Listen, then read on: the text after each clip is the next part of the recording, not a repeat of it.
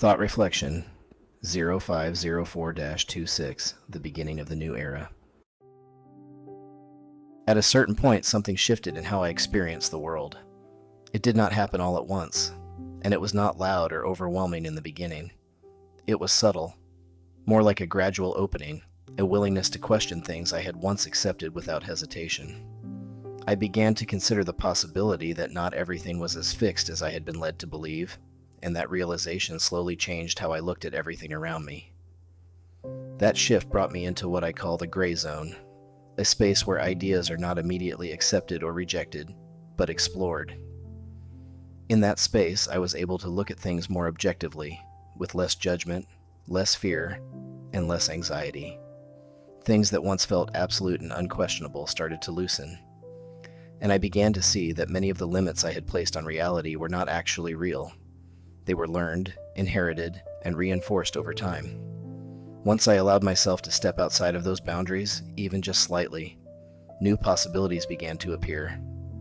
It felt less like discovering something new and more like seeing something that had always been there but had gone unnoticed. As those internal barriers began to fall away, my perspective shifted gradually. Over time, I began to see the world differently and interact with it differently, with more care, more awareness, and more presence. From that process, things began to emerge naturally. My book, The Temple of the Seven Pillars, A Gentle Path to Alignment, came out of those realizations. It was not something I forced, but something that unfolded as I changed. As this shift deepened, I began to notice that I was not the only one experiencing it. There is something happening across the world right now. People are beginning to awaken to the sense that something is changing. It does not happen in identical ways because no two people are the same, but there is a shared direction within it. Each person experiences it through their own lens, shaped by their life, their conditioning, and their perspective. But underneath those differences, there is a common thread, a movement toward alignment, toward balance, and toward something that feels more in tune with a larger system, something that could be described as balance within the cosmos. At the same time, it becomes clear how far humanity has drifted from that balance. For thousands of years, we have lived within systems and perceptions that are not truly supportive of human well-being. We have built a world centered around consumption, waste, and constant turnover, where things are created to be used and discarded, often designed to fail. Fear and anxiety have become normalized, and dependency has become standard. This way of living feels out of alignment with what we are, and it affects us deeply.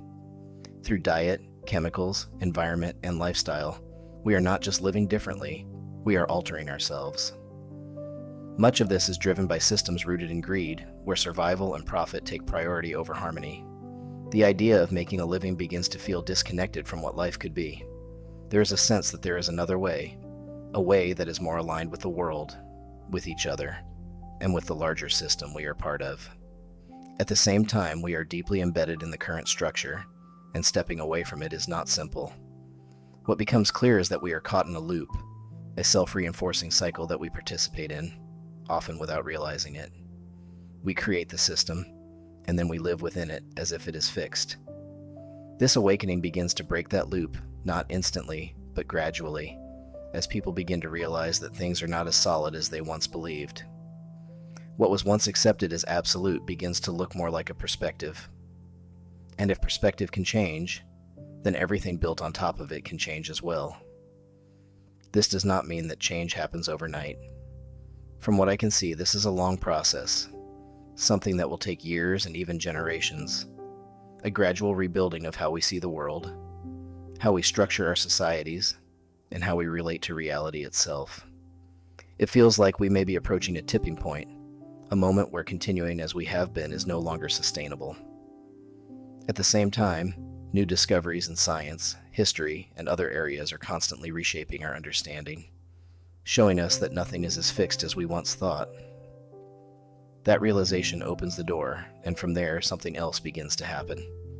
There are moments of clarity where understanding seems to arrive fully formed. Some people call them downloads, but for me, it does not feel like something new entering my mind. It feels like something that was always there, something I am only now able to see.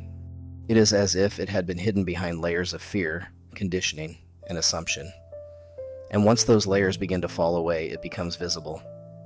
These moments feel complete, clear, and coherent, yet translating them into words is not always easy. Language can feel limited compared to the experience itself, which raises the question of whether there is another way to communicate something like this. I find myself considering the idea of a kind of unity consciousness, a form of communication where thoughts and feelings are shared directly without distortion. In that kind of exchange, there would be no misunderstanding or misinterpretation, only direct experience. From where we are now, that idea can feel distant or even uncomfortable, because people are used to being guarded, filtering themselves, and presenting versions of who they are rather than being fully open. But in a state of complete openness, there would be nothing to hide, only understanding.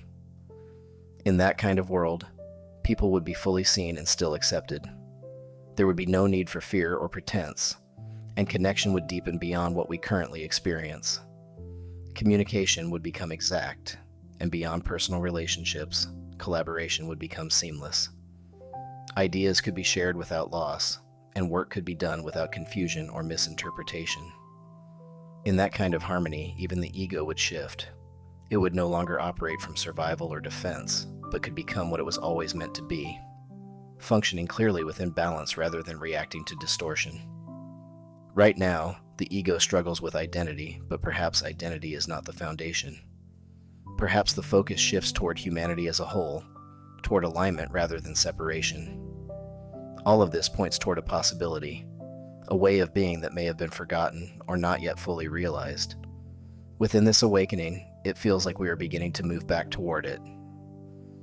At a personal level, this journey led me to a simple but pivotal question: who do I want to be? I had to sit with that deeply, going beyond surface answers and looking past what I had been taught and inherited. I began to ask myself how I want to show up in this world, and how I want to be with other people. I have not fully achieved that vision, but I have committed to it, and I continue to strive toward it. Even when I fall short, recognizing that is part of the process, because that awareness means I am still moving. Each pass through the spiral brings refinement, and each experience becomes a lesson, something to learn from and integrate.